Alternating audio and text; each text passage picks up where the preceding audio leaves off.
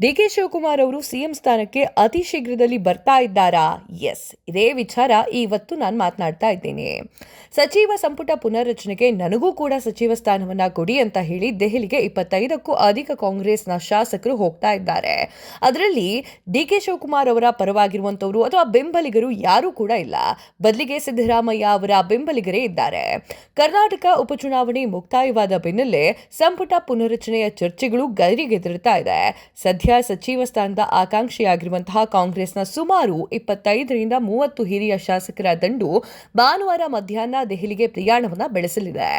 ಮುಖ್ಯಮಂತ್ರಿ ಸಿದ್ದರಾಮಯ್ಯ ಅವರು ಹೈಕಮಾಂಡ್ಗೆ ಭೇಟಿ ತೆರಳುವ ಮುನ್ನವೇ ಈ ಒಂದು ಶಾಸಕರ ಗುಂಪು ದೆಹಲಿಗೆ ಹೋಗ್ತಾ ಇರೋದು ಸದ್ಯ ರಾಜ್ಯ ರಾಜಕೀಯದಲ್ಲಿ ತೀವ್ರ ಕುತೂಹಲವನ್ನ ಹುಟ್ಟುಹಾಕಿದೆ.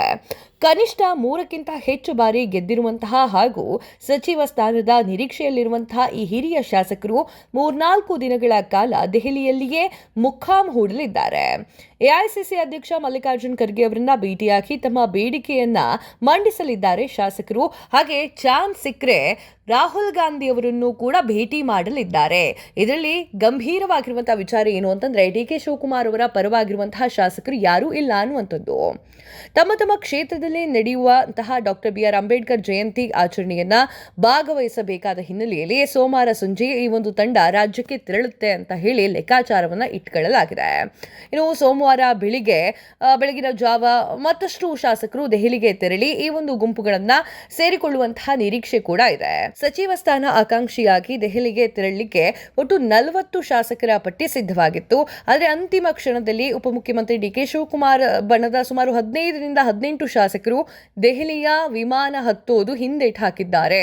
ಸದ್ಯದ ಪರಿಸ್ಥಿತಿಯನ್ನ ಕಾದು ನೋಡುವ ತಂತ್ರಕ್ಕೆ ಈ ಒಂದು ಶಾಸಕರು ಶರಣಾಗಿದ್ದು ಬಹುತೇಕ ಬೆಂಬಲಿಗರು ದೆಹಲಿಗೆ ತೆರಳಲ್ಲ ಅನ್ನೋದು ಈಗ ಗೊತ್ತಾಗಿರುವಂತಹ ವಿಚಾರ. ಇನ್ನು ಏನಾದ್ರೂ ಸಚಿವ ಸಂಪುಟ ಪುನರ್ರಚನೆ ಸಿದ್ದರಾಮಯ್ಯ ಅವರ ಒಂದು ನೇತೃತ್ವದಲ್ಲಿ ಆಗೇ ಹೋಯಿತು ಅಂತಂದ್ರೆ ಡಿಕೆ ಶಿವಕುಮಾರ್ ಅವರಿಗೆ ಇನ್ನು ಮಂತ್ರಿ ಸ್ಥಾನ, ಮುಖ್ಯಮಂತ್ರಿ ಸ್ಥಾನ ಸಿಗೋದಿಲ್ಲ ಅನ್ನೋದು ಸಾಕಷ್ಟು ಜನರ ಲೆಕ್ಕಾಚಾರ. ಆ ಒಂದು ಕಾರಣಕ್ಕಾಗಿ ಡಿಕೆ ಶಿವಕುಮಾರ್ ಅವರ 18ರಿಂದ 20 ಶಾಸಕರು ವಿಮಾನ ಹತ್ತದೆ ಕೂತ್ಕೊಂಡಿದ್ದಾರೆ ಅಂತ ಹೇಳಿ ಕಾಂಗ್ರೆಸ್ ಪಟ್ಟಸಾಲಿಯಲ್ಲಿ ಇದು ಚರ್ಚೆ ಆಗ್ತಾ ಇದೆ. ರಾಜ್ಯದಲ್ಲಿ ಚನ್ನಪಟ್ಟಣ, ಸಂಡೂರು ಮತ್ತು ಶಿಗ್ಗಾವಿ ಚುನಾವಣೆ ಅಬ್ಬರದಿಂದ ಮುಗಿದಿದೆ. ಆದರೆ ರಾಷ್ಟ್ರ ಮಟ್ಟದಲ್ಲಿ ಮಹಾರಾಷ್ಟ್ರ ಮತ್ತು ಜಾರ್ಖಂಡ್ನ ಬೃಹತ್ ರಾಜ್ಯಗಳ ವಿಧಾನಸಭಾ ಚುನಾವಣೆ ನಡೀತಾ ಇದೆ. ಇದರ ಬಿಕ್ಕಟ್ಟಿನ ಸಮಯದಲ್ಲಿ ರಾಜ್ಯದ ಹಿರಿಯ ಶಾಸಕರು ಸಂಪುಟ ಪುನರ್ರಚನೆಯ ಬೇಡಿಕೆಗೆ ಹೈಕಮಾಂಡ್ ಒಲವನ್ನ ತೋರಿಸುತ್ತಾ ಅಥವಾ ಚುನಾವಣೆ ಮುಗಿದ ನಂತರ ಕಾದ್ ನೋಡ್ರಿ ಅಂತ ಹೇಳುತ್ತೋ ಅನ್ನೋದು ದೊಡ್ಡ ಪ್ರಶ್ನೆಯಾಗಿದೆ. ಯಾರೆಲ್ಲ ಹೋಗ್ತಾ ಇದ್ದಾರೆ ಅಂತ ಆಲ್ಮೋಸ್ಟ್ ಆಲ್ ನಿಮಗೆ ಗೊತ್ತಿರುತ್ತೆ.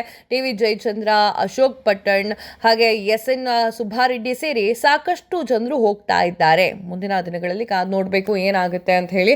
ಡಿಕೆ ಶಿವಕುಮಾರ್ ಅವರೇ ಸಿಎಂ ಆದ ನಂತರ ಸಚಿವ ಸಂಪುಟ ಪುನರ್ರಚನೆ ಮಾಡ್ತಾರೋ ಅಥವಾ ಹೈಕಮಾಂಡ್ ನಿಂದ ಗ್ರೀನ್ ಸಿಗ್ನಲ್ ಕೊಡುತ್ತೋ ಅಂತ ನನ್ನ ಪ್ರಕಾರ ಹೈಕಮಾಂಡ್ ಎಲೆಕ್ಷನ್ ಮುಗಿಲಿ ಅಂತ ಹೇಳಬಹುದು. ಗೊತ್ತಿಲ್ಲ ಏನಾಗುತ್ತೆ ಅಂತ ಹೇಳಿ.